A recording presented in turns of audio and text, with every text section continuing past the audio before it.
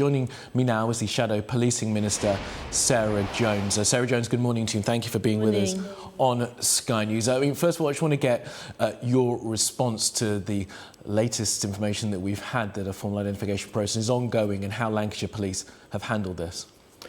Well, I think as we're all thinking this morning, our thoughts have to be with the family, those two little girls, and we must let the police get on with the job of identifying the body and establishing what happened. I think questions about what may or may not have gone wrong with the investigation come after that. It's certainly true that there was an unusual amount of information put into the public domain. It's also true that there was an unusual amount of speculation and debate on social media about what had happened to Nicola. The Information Commissioner is looking at this to see what was released and why, and the police themselves will do an investigation as they would with any kind of major high-profile case such as this. But I think for the time being, we need to focus on the family and letting the police get on with the job of establishing what happened in such awful circumstances that may seem to have taken place. Yeah, absolutely right. The family must stay at the centre of our thoughts in all of this. But I do wonder, Sarah Jones, if you can think of any justification as to why those personal details were released by the police last week. Well, we don't know what was going on behind the scenes. We don't know what the police were confronted with. We don't know what information they felt they needed to release and why. And we don't know what the family involvement in that was. So it's pure speculation, just as it was speculation that everybody has been watching on social media over the last 3 weeks as to what actually happened to Nicola Bulley. So there will be a time for questions about this, for sure. But the time is not now. We need to establish exactly what happened and support the family. Yeah, I mean, it's been described by some as victim blaming. Do you understand why some people are seeing it that way?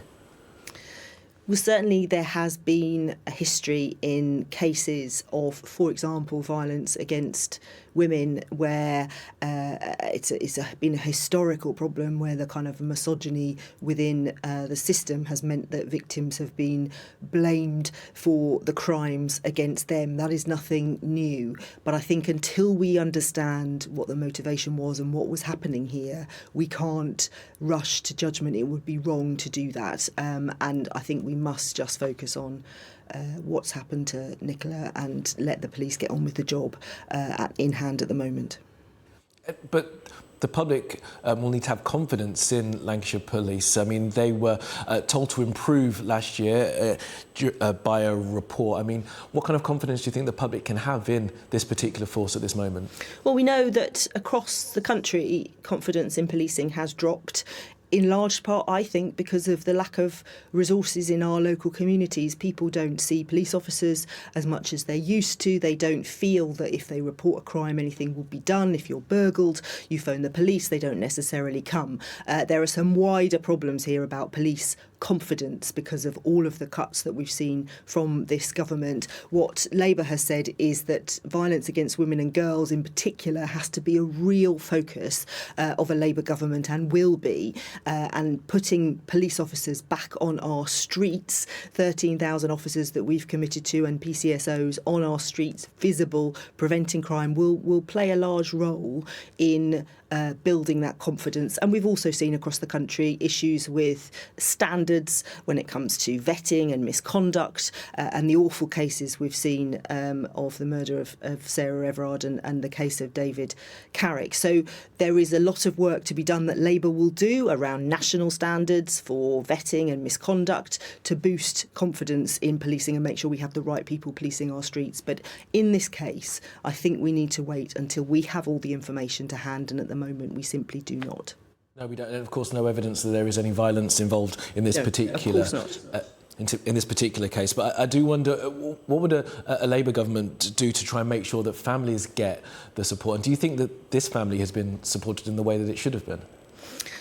Well, again, we don't know. We're not there behind the scenes. Neither you or I know what has gone on. Of course, we need our police to be resourced well enough to support victims. And again, family support and support for victims has been found wanting under this government. And we need to focus on victims and families all the way through the process of these kind of cases.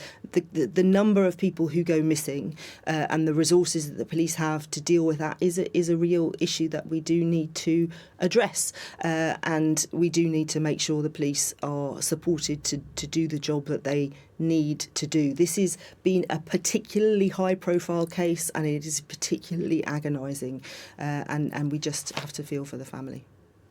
And Sarah Jones, just before I do let you go, of course, one of the other main stories that will be in the news this week is the efforts by the Prime Minister to try and get Brexit finally sorted. It was reported in the papers yesterday that Sir Keir Starmer will offer Labour Party support to any Brexit deal that comes back.